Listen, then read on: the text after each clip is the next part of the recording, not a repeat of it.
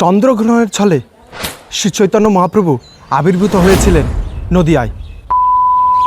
আজ থেকে 540 বছর আগে যখন শ্রী চৈতন্য মহাপ্রভু অবতীর্ণ হয়েছিলেন 1486 সালে, সেই তিথি, সেই নক্ষত্র আবার ফিরে এসছে 2026 সালে। শ্রীকৃষ্ণ চৈতন্য মহাপ্রভু হচ্ছেন প্রেম পুরুষোত্তম। তিনি হচ্ছেন শ্রীকৃষ্ণ এবং শ্রীমতী রাধারানীর মিলিত তনু।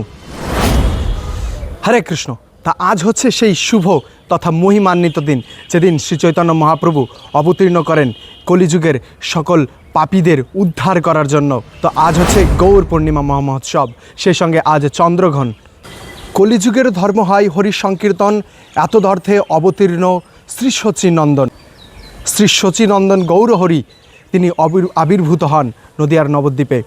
সংকীর্তন সহিত প্রভুর অবতার, সংকীর্তনের ছলে তাহা করিলা প্রচার।